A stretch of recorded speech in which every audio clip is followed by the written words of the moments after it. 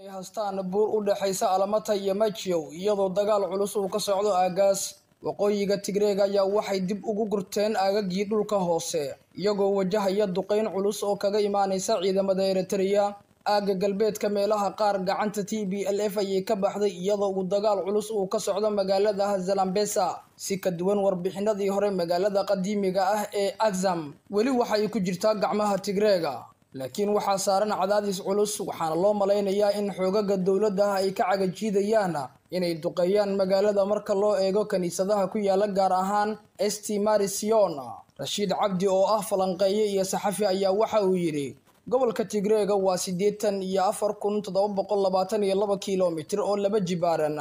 laba jeer ayuu ka weyn yahay Belgium waxay ku qaadatay ciidamada Itoobiya 16 maalmood inay qabsadaan laba magaalo oo muddo intee leeg ay ku qabsanayaan ciidamada Itoobiya ay qabsadaan oo ay si buuxda ula wareegaan gacan ku haynta dhulka waxaa jira warbixino dheeri ah oo ku saabsan diyaaradaha aan duuliyaha lahayn ee loo adeegsado in lagu bartilmaameedsado nidaamka madaafiicda iyo gantaalada ee Tigray dawladda Eritrea oo in muddo ah ka aamusnayd xaaladda dagaal ee ka taagan dalka Itoobiya ayaa markii ugu horeysay ka hadashay maalmo kadib markii ay xoogaga gobolka Tigray gantaalo ku garaaceen magaalada caasimadda ee Asmara wasiirka warfaafinta ee xukuumadda Asmara Mene Gebre Meskel ayaa baraha bulshada gaar ahaan Twitter-ka ku soo afjaray aamusnaantii dawladdiisa xisbiga TPLF ee maamulka gobolka Tigray ee waqooyiga dalka Itoobiya ayuu ku eedeeyay inay wadaan waxa uu ugu yeeray ficil sheedaan Mr Gebre Meskel ayaa canaan dusha uga tuuray hoggaanka Tigreega xilli uu isbuucii saddexaad galay dagaalka culus ee u dhaxeeya xoogaga gobolkaasi iyo ciidamada dawladda federaalka Itoobiya hadalkan kooban ee wasiirka warfaafinta Eritrea soo dhigay bartiisa Twitter-ka ayuu intaasi ku raaciyay muhiim ma ahan inaan xoojino soo afjarida aan la saadaalin karin ee xisbiga TPLF qoraalka Mene Gebre Meskel kuma uusan soo hadal qaadin arrinta ku saabsan gantaaladii ay ciidamada Tigreega ku rideen magaalada Asmara inkastoo Gebre Meskel uu caan ku ahaa hadallo isdaba joog ah iyo fariimo uu ku soo diri jiray arrimaha la xiriira qaranka Eritrea iyo kuwa gobolka quseeya wadankiisa haddana waa markii ugu horeysay ee mawduucaasi taabto tan iyo markii colaaddu ay bilaabatay magaca Eritrea ayaa mar walba ku jira sheekooyinka la xiriira dagaalka ka socda gobolka Tigray balse dawladda Eritrea ayaa waxay go'aansatay inay ka gaabsato tan iyo markii uu dagaalku ka qarxay hogaamiyayaasha Tigreega ayaa dawladda Eritrea ku eedeynayay inay gacan siinayso ciidamada federaalka ee colaadda kala dhaxaysa iyaga ciidamada dawladda Itoobiya iyo kuwa TPLF ee gobolka Tigray ayaa labaduba guulo ka sheeganaya dagaalka uu dhiig badan ku daatay 10,000 oo ruux ayaa ku barakacay dagaalka inta badan qaxootigaasina waxay ku qulqulayaan dhinaca wadanka dariska la ah ee Suudaan dawladda Addis Ababa iyo madaxda TPLF ayaa midba midka kale ku eedeynaya in colaadda bilaabay taliska booliska federaalka wadanka Itoobiya ayaa soo saaray amar sharciyeed oo lagu soo xirayo 76 sarkaal oo ka tirsan militariga kuwaas oo loo haysto khiyaano qaran saraakiishan ayaa darajooyin kala duwan leh ayaa u badan qoomiyadda Tigray waxaana ka mid ah General Gabre oo si weyn looga yaqaan Soomaaliya Ra'iisul Wasaare Abiy Ahmed ayaa ka dalbaday madaxda Tigray inay isu soo dhiibaan hubkoodana dawladda dhexe ay haystaan buur u dhaxaysa Alamata iyo Machiyow iyadoo dagaal culus uu ka socdo aagaas waqooyiga Tigreeg ayaa waxay dib ugu gurteen aagagii dhulka hoose iyagoo wajahaya duqeyn culus oo kaga imaanaysa ciidamada Eritrea aaga galbeedka meelaha qaar gacanta TPLF ayay ka baxday iyadoo uu dagaal culus uu ka socdo magaalada Zalambesa si ka duwan warbixinadii hore magaalada qadiimiga ah ee Axam weli waxay ku jirtaa gacmaha Tigreega laakiin waxaa saaran cadaadis culus waxaana loo malaynayaa in xoogaga dawladda ay ka cagajiidayaan inay duqeeyaan magaalada marka loo eego kaniisadaha ku yaala gaar ahaan St Marision Rashid Cabdi oo ah falanqeeye iyo saxafi ayaa waxa uu yiri gobolka Tigreega waa 84,722 kiiloomitir oo laba jibaaran laba jeer ayuu ka weyn yahay Belgium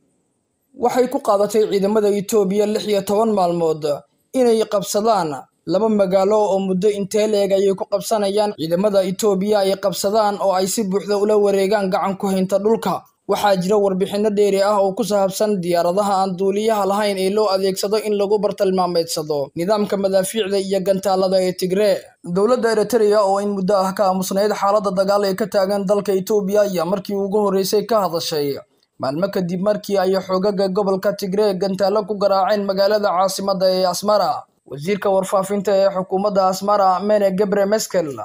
ayaa baraha bulshada gaar ahaan Twitter-ka ku soo afjaray aamusnaantii dowladdiisa. Xisbiga TPLF ee maamulka gobolka Tigray ee waqooyiga dalka Itoobiya ayuu ku eedeeyay inay wadaan waxa uu ugu yeeray ficilo sheedaan. Master Gebre Meskel ayaa canaan dusha uga tuuray hoggaanka Tigray-ga xilli uu isbuucii saddexaad galay dagaalka culus ee u dhaxeeya xoogagga gobolkaasi iyo ciidamada dowladda federaalka Itoobiya. Hadalkan kooban ee wasiirka warfaafinta Eritrea soo dhigay bartiisa Twitter-ka ayuu intaasi ku raaciyay: muhiim ma ahan inaan xoojino soo afjaridda aan la saadaalin karin ee xisbiga TPLF.